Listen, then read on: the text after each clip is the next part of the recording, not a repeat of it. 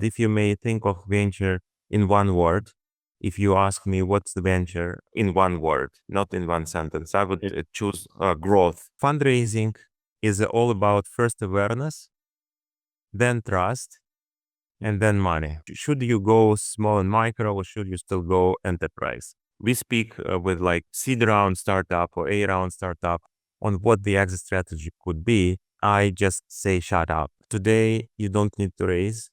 If you are not like even a tech expert, you never developed any line of code in your life, you are still able to deliver some great innovation.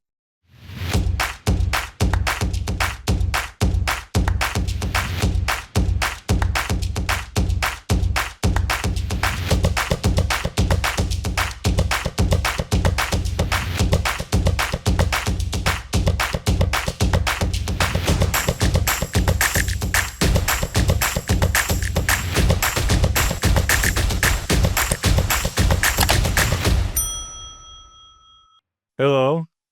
Today we meet with one of the rare people who has succeeded at the very top in both worlds, as a corporate leader and as a venture investor.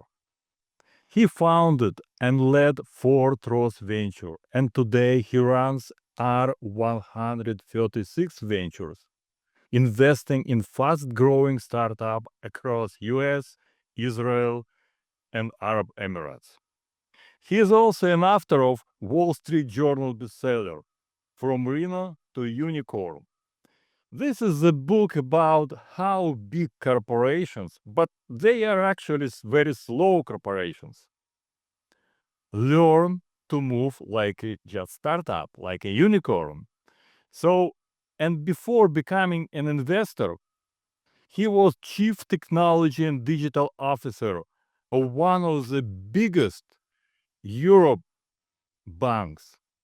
And he built digital ecosystem serving about 90 million people and 4.5 million businesses. And today, he is going to share his wisdom with us. Please meet Victor Orlovski. Hello, Victor. I'm Leon. so happy. Yeah, I'm so happy to have you today on my podcast. I have great expectation about our conversation, about your book, about your story. How did you start your first business? So please introduce yourself and let's begin. Well, thanks, Leon, again. Thanks for having me in your podcast. Just to be very brief, uh, I'm doing venture business for last 10 years. I'm probably a very extraordinary path to venture because before my venture career, I was in the corporate world. And I started as a software engineer in late 90s, have grown to an executive position, and as you mentioned rightly, largest banks in the region, in CE region, and some of those banks were largest in the world. I was privileged to start in time when fintech was building up in this region, and I pioneered one of first mobile banks in the world, even prior to iPhone era. So it was between 2001 to 2005. We built what was then called an SMS banking, a featured phone banking, but we reached almost 1 million consumers back then. 2008, I started as a CTO in the largest bank in the region, which was a kind of a victim, considered to be a victim by other banks, by other financial institutions, because it was losing market share.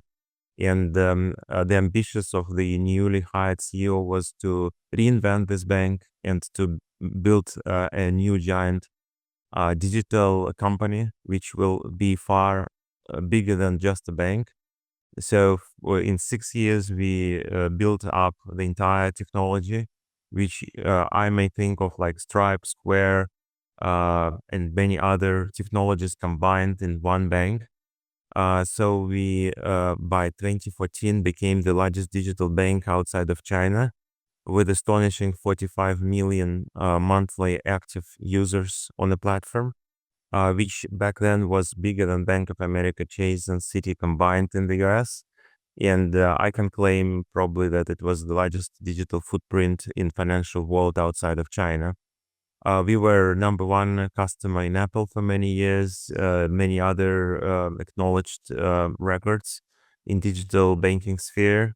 This bank started a number of different verticals and ended up becoming a largest e-commerce, MVNO, mobile virtual operator, largest payment operator in the country. So it even decided to change the name from being the bank to like becoming a universal kind of wholesale, retail, and corporate marketplace. So since 2015, I moved to California and started my venture business, which I'm still operating, and exciting about what's going on in this market today. Victor, thank you very much. I'm really impressed, and I prepared a lot of questions because I would like so to know to learn from you so much. And my first question is, how did you translate your amazing experience in the business and financial corporate world into what you're looking for in founders and startups? So how you use this best practice you acquired during your tenure, like one of the top corporate leaders? Well, there are a bunch of things which I think are essential and which I can help with. So we spoke like before the podcast that you are helping companies to grow and you are helping companies to really overcome the challenges of growth. And there are inevitable challenges, right? To grow fast is essential and is very difficult. And if you may think of venture in one word, if you ask me what's the venture in one word, not in one sentence, I would choose growth to be this word. So growing is challenge, right? And especially growing fast. You may imagine you like going 300 miles an hour on a sport car, and this road is not like a straight road to like horizon. It's like a very tricky like mountain grid road which you have to navigate yet to move extremely fast. So how to be up to speed and how to still sustain the business. So in my career, I have grown a tech team from like few dozen of people to almost 25,000 people. And it was not easy, right? And we made a bunch of mistakes on our way and obviously learned a lot through this. So we are thinking about startups like growing businesses, but we never think of them being growing organizations, and especially in technology, right? So if you're a team of 4 and a team of 8 and then a team of 40 and then a team of 200 and then a team of 1,000 engineers, the scale of the team is inevitably a bit risk for a startup, right? And startup is very product and technology dependent, right? So I help companies, help startups to actually navigate this growth and help them to tune their technology and architecture towards like bigger goals, but also you have to redefine your organization constantly. Once you're like growing 10x, you have to basically throw away everything you have in the like in your tech stack and reinvent it again and again and again. So that what I'm helping startups with. Second, I believe is essential. I was a buyer of technology through my life. I was buying at scale. So my budget some years was like $3-4 billion capex annually, and up to like $5 billion opex annually. So I was buying from both large companies. I was at some point the largest customer of Oracle globally, the largest customer of Cisco globally, and the largest customer of IBM globally. And the reason was that this bank, which I was the CTO at, it was like hanging behind this civilization, if you will, and innovation, not even talking innovation. So many banks have invested a lot through the 80s and the 90s in technology, right, and infrastructure. This bank didn't. So we had to catch up and we had to build this infrastructure at scale. And for that reason, we had to buy at scale all this, whatever software, hardware, whatever we needed to build up the infrastructure. So we also looked into space, like startup space back then, and I found out how difficult was it to work with startups. Oh, this is another question. Yeah. It was difficult on my side being a buyer, but it was also difficult on sales side. Being a startup, it's difficult to sell, right? If you think of like large companies like Oracle and IBMs of this world, they spend millions, if not dozens of millions of dollars in pre-sale, right? So they can throw away money on POCs, on referral visits, conferences, having like hundreds of people in your disposal, basically helping you to accommodate the technology they're selling, right? And then they're selling it with like high margin, right? So they are still better off, right? In 10 years term, whatever millions or dozens of millions of dollars they spent on pre-sale, they can definitely pay back with those technologies they sell. Yeah. So startups, they do not have that, right? I mean, they do not have this millions of dollars and hundreds of people to support you through your like pre-sales or pre-consideration journey. Because you don't have resources. You don't have resources to implement. Absolutely, they don't have Really? resources. Well, the customer expectation, like customer got used to it. I mean, big corporations, they got used to all this, um, dancing before buying, right? And this dancing is costly. So how to avoid dancing and how to get customer attention and get customer commitment without billions and maybe like millions and dozens of millions of dollars and a lot of people. So I learned what organizations on the other end, like customers, have to do to really accommodate startups, and that's what my book was all about. But also, I know tweaks and growth hacks and life hacks, how to treat big customers. So how to convince them to buy your products, and how to navigate a very complex environment. And I bet like ExxonMobil, which is like energy company, Alcoa, which is industrial company, and Morgan Stanley, which is a bank. These are three different type of organizations, but they operate the same way. So if you look inside how they are making decisions, how they're pursuing opportunities, how they're like working inside themselves is very much similar. So for that reason, by like being insider, a top level, a top executive insider, and tackling these problems from within, I can navigate and help startups to tackle the same problems from outside. So I believe that that's my competitive edge. Yeah, that's interesting because I was working with many ex-VP of big corporations, and they cannot work in startups. They get used to uh, uh, any infinite resources. They do what they want. They had a huge team to do things. They don't know what is it to optimize if there is a lack of resources. So that's why for me, I don't like working with ex-VP or big companies. Despite they have a huge connection, these connections just don't work because we don't have a startup doesn't have resources to to implement these connections, just to use it. But your story is very interesting because somehow you overcame these challenges and just move, I would say, not say down, move to startup world and totally get embedded into this world and connected to this world. That's rare, really rare for high level executives. So, and as I understand your book, I just was reading some summary. I didn't have time to read your full book.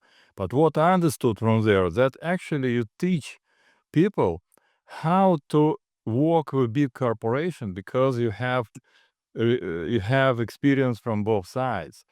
And my question is about big companies. They are very slow. I lost 2 startups because they contracted with big corporation. Everything was very slow. They invested their final resources. They thought this logo will help them to raise another money. And suddenly all the team of big corporation just laid off. And they lost a lot and they closed. So this happens all the time. How to work for small startup who is looking for some partnership with big corporation and some strategic partnership, maybe exit in future, M&A. How to start and how to maintain this work? It's a very good question. Well, I will start answering from like a perspective of you being a startupper, and well, you have chosen to build something for companies, for businesses. We call it B2B segment, Yeah. right?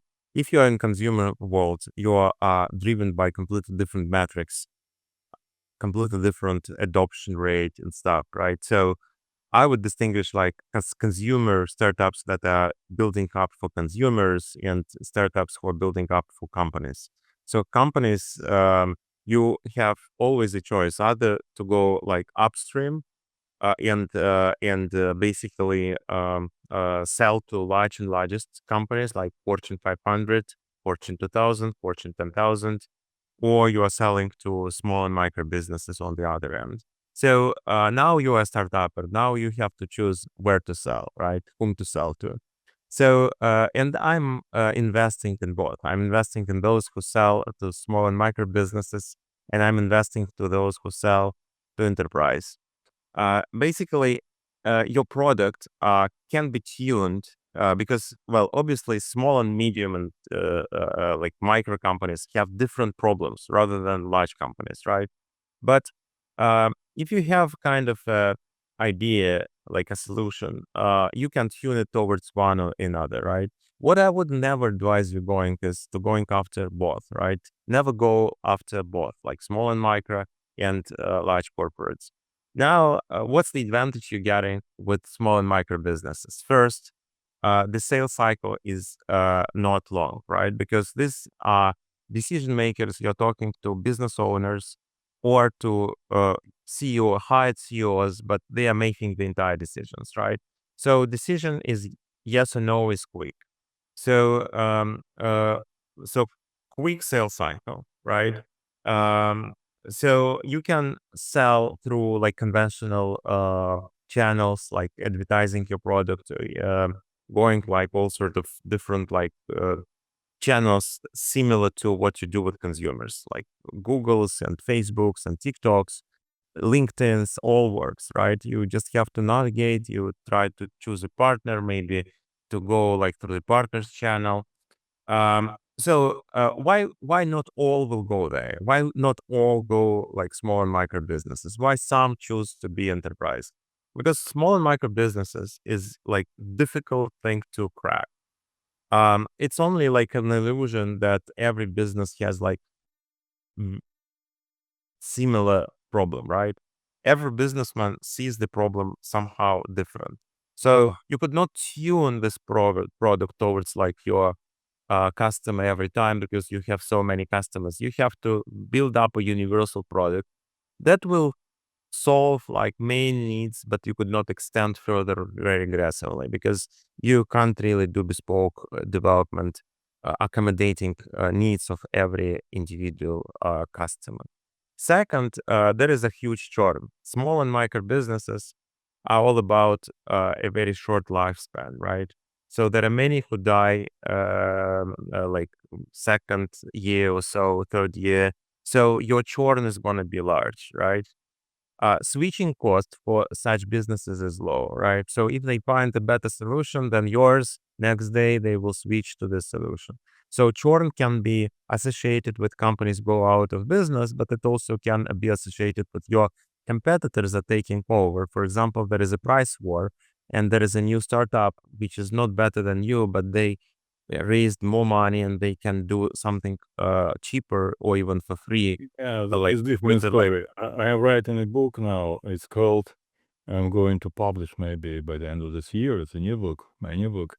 It's called Invisible Game. The secrets of term sheet marketing. It's really invisible game. So visible game is you have some pitch deck, you prepare it, your pitch, you share it, your cap table. So this is a visible game. And there is two companies. One company just has all these in place. Another company, okay, has in place. But one company couldn't raise money doing the same. And another company just raised a lot of money. There is it's a different question on how to raise, and we can come to this for sure. So it's psychology. This is all about cadence, how you do this. This is all about engineering your fundraising. And this is what I book well. about. Just only a few words about that, and then I will switch back to the topic you asked about. Um, so fundraising is all about first awareness, then trust, and then money, right? I mean, what the founders are trying to do is to raise money. However, what they should do is to build awareness first. So people should be aware about themselves and their products and problems they are solving. Second is trust. So they have to establish trust, and then only then they can raise. But it's just a different. All these three belongs to invisible game. Indeed, indeed. So coming back to your question, so large enterprise sales cycle is long. Average sales cycle for Fortune 500 companies in software is 16 months. So before, like between the first contact and the first contract is a lot of time. You are participating in proper tenders. You are dealing with hundreds of lawyers, security issues, compliance issues, GDPR, name it, right? So you have to be ready to go through the long journey with unknown end. And the unknown end is not only that customer may choose your competitor, customer may just go out of game as easy as a small business because they just decide not to buy at all, or they decide to put things on hold, or they decide to liquidate um, the whole segment of their business or whatever it is. So because it is 16 months. So finally, people whom you deal with, as you rightly mentioned, could just get out of their, like, not business, but responsibilities. Because in corporate world, it's like easy that you, Leon, is in charge of this particular project, and then corporation demands you to go and lead another division. So there will be me now coming at the end of the tender and questioning why are we choosing ABC software, not XYZ software. And now we start all over again, right? So a lot of risks, but once you get it, I mean, your TCV is high, your stickiness, your churn is low, because for large corporation it's very difficult to make a decision to have you onboarded, but equally difficult to make a decision to lose you, right? Because they need to go through this cycle again to let you go.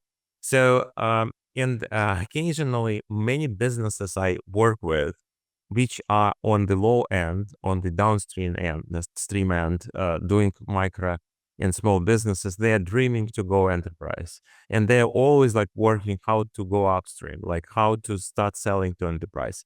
Occasionally, those who sell to enterprise successfully, they always think of how to go to mid-size or small and micro. So it's like an opposite direction. So once you start with something, either big or small, then you slowly but steadily start building to the other end. And that's an interesting observation. How would I say, I mean, how would I treat what to do? Like, which should you go small and micro, or should you still go enterprise? I think that if you're a feature, then a feature is an enterprise play. You could not be a feature for a small and micro business. Small and micro businesses, they need a complete solution because they can't go with features. So I could not think of like small business to accommodate 10 solutions for cybersecurity. They would need one, right? You need to be a platform solving like 360 degree of a particular problem if you want to go small on micro business. If you are building up a feature which can then grow into more a platform solution, you go to enterprise. And that's how I would distinguish between what to sell to enterprise and what to sell to micro and small businesses at first. And this should be in the beginning of building the startup. So it should be embedded into the business model from the beginning to understand what is your, because actually this follows by exit, follows by M&A. So, and I ask founders from the beginning to build their M&A strategy. Either this is exit through IPO or just to big enterprises or middle enterprises, as I said.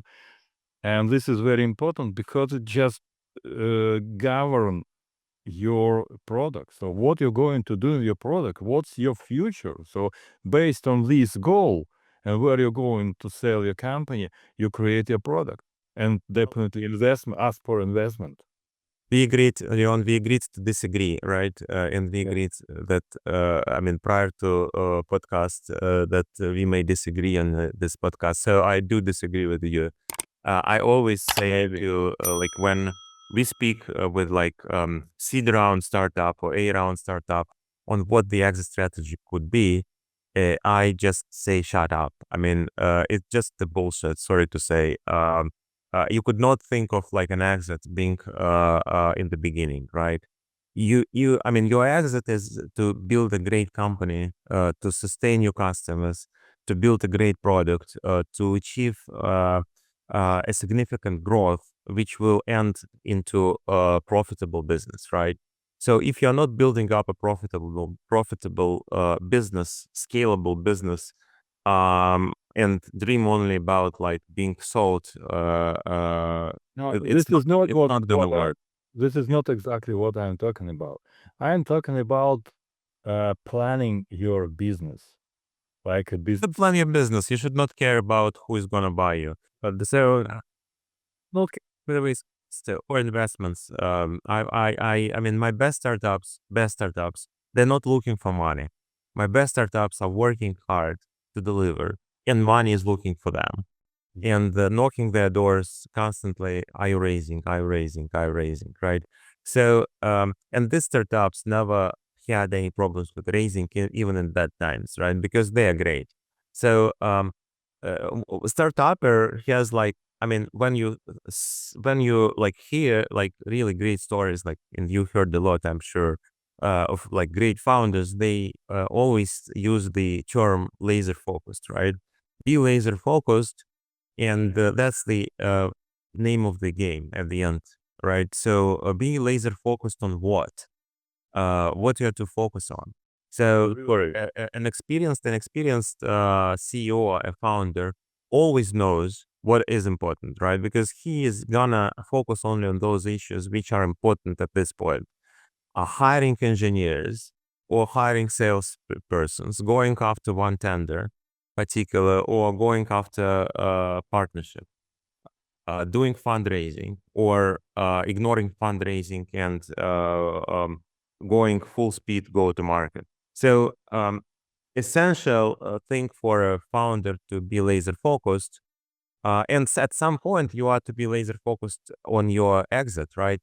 If you go public, laser focus on going public, or if you're gonna like M&A path, a laser focused on M&A. But the thing is that that's the most difficult thing, right? And what distinguishes like great founders from ordinary founders is the ability to choose among like many things they may focus upon, one particular which is important at this point. And second thing is that if they fail fast, I mean, understanding that this is the wrong route to go, and they have to change the course is the second kind of main ability, main competency of a startupper, right? Of a founder. So if a founder has those two, choosing the priority and constantly focusing on what is the most important thing.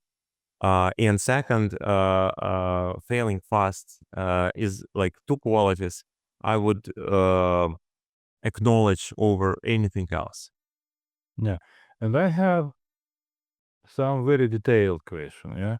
So you're talking about growth, but for the company in the beginning, at least around day, for example, in the beginning of growth, what you appreciate more, margin or dollar retention? Dollar retention is all about stability of the business, and margin something about growth and revenue and profit. So how to balance this? Well, I think that in the very early days, your margin could be sucks, and that's fine. So you may have negative margin, but you have to have a very good idea and thesis behind how you will convert your, like, switch your margin trajectory towards growth, right? So a healthy margin in software business is 80%, but you may start with as low as 20, right? But Right. you have to understand and know exactly what you need to do. And you have to have a plan, not plan B, but plan A, how to grow your margin through your business journey, right? I would think that net dollar retention is more important because, especially in B2B business, lend and expand strategy is important. So, uh, stickiness of the product is that what I want to test before investing, right? Company is coming to me with, say, $1 million ARR, and then I mean, I don't take $1 million ARR for granted. If it is $1 million ARR from one customer, it does not count, right?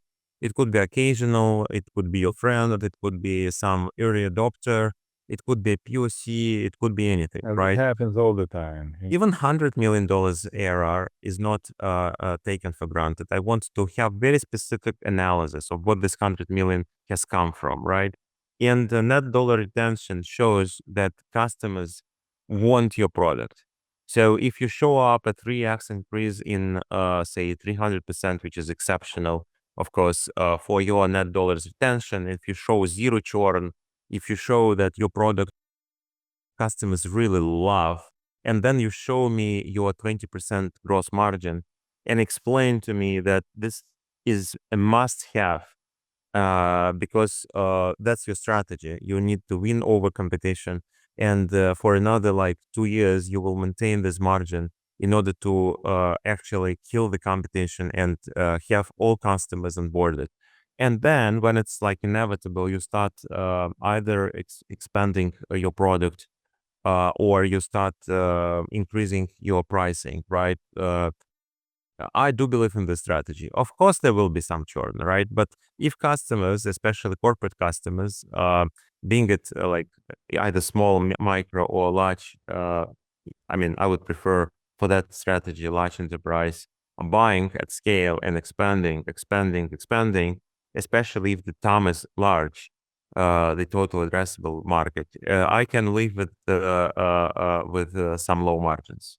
Yeah, interesting. So another question. I have a lot of questions, as I said. We don't have time to go through all these questions, but I just pick up the most important, at least for me. 20 years ago, startups founder raised capital just based on idea. So idea had some weight in all these startup offering, and then implementation. So first idea get funded, implementation. Uh, in recently, it's everything changed. So now investors are looking for implementation even today. An idea just a lot of ideas just hovering in the air. So it's nothing. Just take everything and implement it and show that you can grow the business.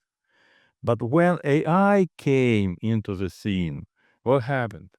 Implementation became the process became automated.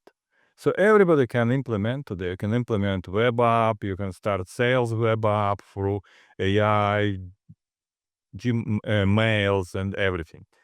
So is it the time when idea became get appreciated again? Well, that's a good question, also, Leon. And it's maybe the second point I would disagree. That idea worth anything? I think it never worth anything, even like 20 years ago. And I've seen people 20 years ago with a bunch of ideas, and they never deployed these ideas live, and they are coming with like new ideas. They raise a lot of money. I raised my first money in 2009 in the middle of economic crisis, based on idea and very primitive prototype. Well, To as I say that's said, impossible, just impossible. I'm coming back to my three steps formula. First, awareness. Somebody knew you. Somebody knew that you are smart. Somebody knew that you are capable, right? It was not an idea. It was you who raised. Idea doesn't raise. People raise. Second, you, for some reason, and I don't know the reason, but I'm pretty sure there was a reason. You established trust with people who have put money into you, right? So first, they were aware about you and your idea. Second, they trusted you, and third, they gave you money. So this three steps formula has not changed over 30 years or 50 years. You need to establish yourself.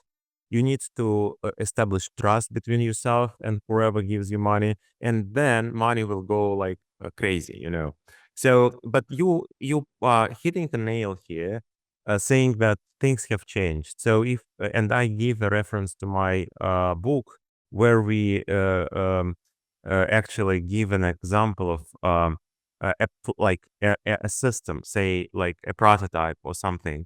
Like say it's like a basic thing, right? And this basic thing to develop in 2001 uh, was around $15 million in 3 years.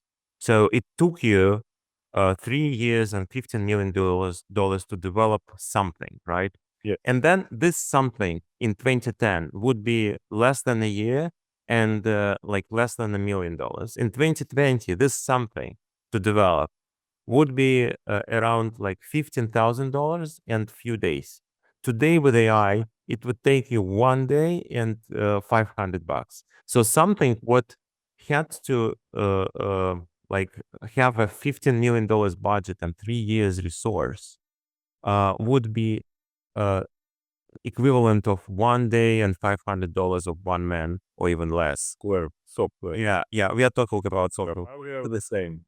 Well, hardware, maybe it's like, I mean, it's less of like, I mean, this trajectory is not that steep, but there is certainly a trajectory there. So why is that? I mean, the reason for that is that you have bunch of software, like this open source software. You have a lot of infrastructure. You have a lot of components. You don't need to even program anything today, right? So what has happened today to develop a prototype, to develop something, to come up with like a solution is easier than any time before. And that's the reason why today, like many people speaking about like one man show being like $1 billion company. Yeah.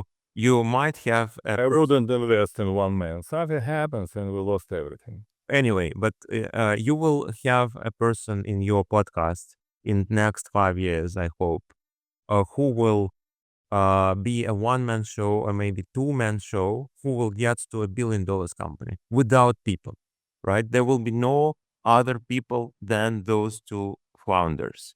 Yep. Or maybe three founders, and these people will get to $1 billion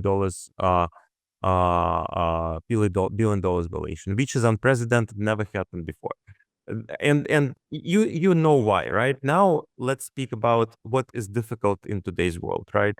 So 15 years ago, 20 years ago, you had to deliver a product, and it was extremely difficult. So you had a long journey. You were almost the only one who is pursuing, or very few people who are pursuing a problem.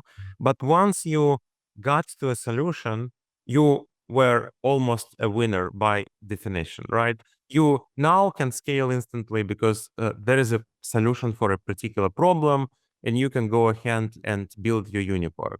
Now, what is happening today? Now you're a smart founder, and you're trying to find like a niche, a problem that nobody works to solve. And you think like, wow, now you found that. You just start going into the field, and then you find there are thousands and thousands of people working already on this problem. So there is no field today you can easily find where there is no like insane competition going on, right? So now to build a product is nothing. Now to scale it is everything. And for that reason, like building up a sales engine, a sales organization, who is better? Those who have a better product? No. Those who have a better go-to-market strategy and actually It happened 100 years ago. If you know how to sell, it doesn't matter what quality of the product you have, actually. but to deliver product was difficult, right? There was like one person to deliver and then he's a winner. Now thousands people to deliver and still one winner, right? But this winner is not determined by the product and speed of the product. He or she is determined by like his success is determined by how fast he can scale. And for that reason, you need like a lot of money, right? I mean, you don't need a lot of money now to build a product. I mean, put aside all these LLMs and stuff where people get like $10 million, $20 million salaries and bonuses and stuff.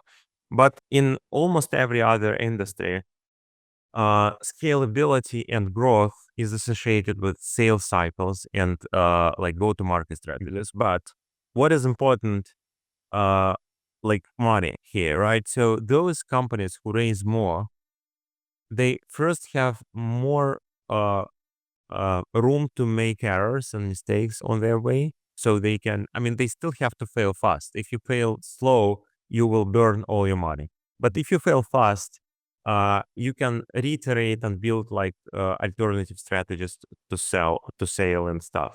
So for that reason, funding is more important than any time before, because if I raised, like we have compete products, I raised $100 million in my next round, and you raised only 10. I can be better off in next 12 months than you, not 10x. I can be 100x better than you, right? Because I have raised 10 times more money. And I encourage founders, once they really find like the way to scale, to accelerate as fast as possible. You could not wait, right? Because competition is really like insane, is heavier than any time before. And the thing is that this competition will only go up and up and up, right? So there will be no time in history when competition will slow down. So for that reason, your scalability is even more important. And we now see startups, by the way, and that's unprecedented. So I just saw an FX podcast. I love them really, where they just show like I mean number of companies that got from zero to $100 million in 18 months. Like, There were like lovable. 50 companies or so in the last 3 years, and zero in last 13. Nobody have scaled from zero to 100 million revenue in 18 months in the history of a business. And in 3 years from like 2022, there are 50 companies who scaled up to $100 million in revenue. Yeah. And that's the reason why I think that money today is more essential than any time before. So how they actually cracked the game? Because this happened not because they know how to play this game, how to scale. And the problem that ICP today is dynamic. It's not that you build your prototype, ICP is waiting for you, go to the street, show a prototype, and say, okay, would you buy it or not? So how to deal with this dynamic ICP? And I think this company who scaled very quickly, they just understood or cracked this code. how to manage expectations of their ICP in this dynamic. It's like you should not A moving target. moving target. So how to do it? What do you think about? Well, I believe that more autonomy uh, is a key. So this new organization in AI era is like everyone is a boss, basically. If you like 20 years ago, you had like this like pyramid where you have a boss and then managers under him and then managers under these managers. And then with the, like new scale of technology, mobile and stuff, internet, digitalization, companies started building what is called matrix organizations, where you have managers in like crossroads. So every crossroad is a manager with some autonomy to make decisions. Now you have it all on very like individual level. Now you like everyone in your organization is a self-sustained manager, and everyone in your organization should like be able to make decisions fast, right? This autonomy also will embed a lot of AI agents, right? I mean, not co-pilots, but pilots, who will perform as people upon their duties and will be entrusted with their own like responsibilities. So I think that also like I mean that comes autonomy is the key, right? I mean that how you do it. Now what you do, obviously, you have to like speed up your development cycle, your decision making cycle. Without this autonomy, you could not do it, right? And it requires like different mentality, right? Different mentality of people. And I think the trend is that what I see, like Scale AI as an example, a founder is 29, another founder is 31, two founders, an average age is 25. All the startups I see in Silicon Valley, I mean, the best startups are kids who are like average age of 23, 24, and they're doing like amazing work, right? And why is that? Are they like more experienced than I or you? No, right? What is different? I mean, they are built with like, I mean, they're built with this level of autonomy are required to build these organizations. They're smart, they can take decisions, they're entrusted to take decisions, they're not afraid of taking decisions. They never worked in the organization where they had boss, right? They are bosses themselves. And They they do do risk what management. Risk management takes a lot of time and activity. So they don't understand what it is. so Risk. yeah. So They- so I think that that's exactly what you need to do to like reshuffle your organization. So I believe that companies, and actually I more and more ask, what's your average age in the company? It's like if it is like 30 plus, it's a bad sign. So I love companies where the average age is 25 because of the different quality of people. What else? I think well, expertise today, like top experts are not the guarantee of success, but more a risk of failure because those experts, they do not trust AI. They do not trust AI is capable of replacing them, and they prevent from it from happening, right? So more organizations I see where like high, like top-notch experts are obstacles, are not drivers, but basically the stoppers of innovation in the companies, and that is coming with the AI age too. So you need to like it's better to have an inexperienced person rather than to have an experienced one who does not trust in this type of progress. So Or unlearn is the big issue today. How to unlearn what actually, how to get out of your comfort zone and unlearn what actually brought you to success. So you succeeded at some point, and now you cannot succeed anymore. I know some guys who raised $100 million, did pre-exits, and today at their 60s, they cannot do anything. They create a new company, they cannot raise, so it doesn't work at all, and they don't want to unlearn anything. It's a big problem. true, I agree. Yeah. Okay, so we're coming to the end of our amazing conversation. I hope we'll do it again because I have, a list of questions that we left unanswered. And so, how many unicorn you have in your portfolio? Well, we technically, I think, have 4 unicorns, but there are a few which are very close to be unicorns, and I think that they will turn into unicorns pretty soon. Yeah. And how many exit? You mean exit with like unicorns? We have, I think, 3. 3 exits. So that's amazing. Amazing. Yeah, and we have only 40 companies we invested so far, so I think that's a very good ratio. Even better than Y Combinator does. Well, Y Combinator is a different. It's a different niche. Yeah, I would say. Exactly. So, your big advice to young entrepreneurs thinking about create their company? Well, it was never ever easier than today to build something, and I would encourage people building. You don't need money to start. You only need your creativity, your passion. I mean, 10 years ago, you had to raise for your first product. Today, you don't need to raise.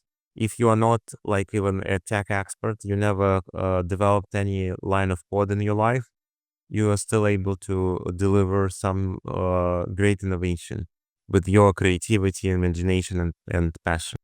I would add that it really never been easy to create a company, implement something, but it's never be so difficult to scale up because of red ocean. Everybody, if it's easy, everybody comes there. So try to outcompete everybody. You have to learn a lot. It doesn't happen because just you are so talented. You have to learn. Thank you very much. So thank Thank you you, for Leo. coming to my podcast, and I hope we will continue our conversation because we didn't touch a lot of interesting stuff.